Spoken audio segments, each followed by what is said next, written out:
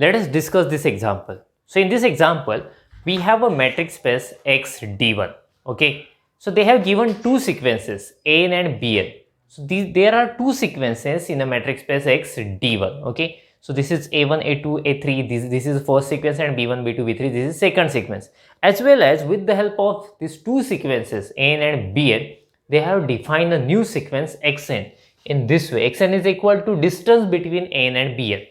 So that means the distance between A1 and B1, that is x1, getting distance between A2 and B2, that is x2, distance between A3 and B3, that is x3, in this way. And what have they mentioned? They have given two information. Sequence N is a Cauchy sequence. You are familiar with the Cauchy sequence. And the second term is xn converges to 0. That means the distance is reducing and it is converges to 0. Getting this thing they have provided. What is our target? Our target is to prove that sequence Bn is also Cauchy. I will repeat what is the given information. N is Cauchy sequence. This sequence xn converges to 0. That means distance is moving towards 0. And what we have to prove? We have to prove that sequence Bn is also Cauchy sequence. You are familiar with the definition of Cauchy sequence. So 1 epsilon is required. I have taken epsilon here.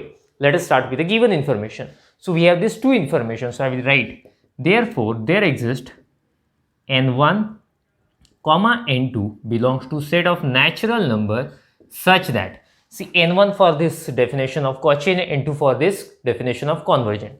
So what can we write? D1 of an am less than epsilon for all n m greater than or equal to capital N1. Okay, so this is definition of Cauchy sequence I will use here. Instead of epsilon, I will take epsilon by 3. This is one small adjustment. And we have sequence xn converges to 0 in RD. They have mentioned RD means usual distance. So usual distance means mod. I have to write mod xn minus 0 less than epsilon for all n greater than or equal to capital N2. Against adjustment epsilon by 3. What will I do? I will keep as it is. This is equation number 1, inequality 1. I will keep as it is. I will work on this second inequality. Xn minus 0, xn. So therefore I will write here. Therefore mod xn less than epsilon by 3 for all n greater than or equal to n2. Right. So therefore mod xn. Xn means what have they mentioned? Xn is equal to, yes, d1 of n comma bn. Let us use this one. So d1 of n comma bn less than epsilon by 3 for all n greater than or equal to n2. Okay, so I hope all of you understood this diagram. So let me remove it. So we'll have some more space to write. Okay, just a minute. Okay, I have removed now. See, d1 means distance cannot be negative, so there is no need of mod. So therefore d1 of n comma bn less than epsilon by 3 for all n greater than or equal to n2. I will call it as statement 2.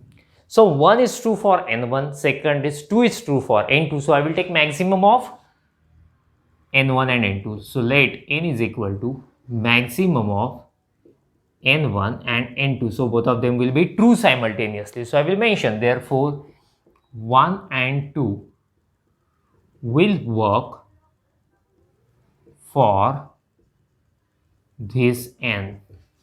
You remember now our target is to prove that sequence Bn is Cauchy. I used the given information and I wrote this 1 and 2. So now we have to prove that Bn is Cauchy sequence. There is no more space. Make a screenshot of it, then we will go further. So for nm greater than or equal to capital L, I am considering d of bn comma bm, since we have to prove that it is Cauchy. So we should prove that that is less than epsilon. Now by triangle inequality, I can write this is less than or equal to d1 of bn an plus d1 of an bm. I introduced one point an between them. So that's why by triangle inequality, I could write it. See, this is equal to d1 of, this is an bn. Getting now? If you interchange, doesn't matter, distance is same. But for this one, again I am going to use triangle inequality. I am introducing one more point am. So we will have here less than or equal to plus d1 of an am plus d1 of am bm, right? So by triangle inequality we have got this one. See, an bn less than epsilon by 3, okay, from 2, statement number 2. This one less than epsilon by 3 since n is a Cauchy sequence, getting? And here this is also less than epsilon by 3, again by 2, since n and m both are greater than or equal to capital N. So that's why 2 is true, getting, if n or m greater than or equal to capital N. So I should mention from 1, 2 and 3, sorry, from 1 and 2, from 1 and 2. So if you add, we will have epsilon. So we proved, so therefore d1 of b and bm less than epsilon for all n comma m greater than or equal to capital N. So therefore we can declare sequence Bn is Cauchy sequence. So therefore sequence Bn is Cauchy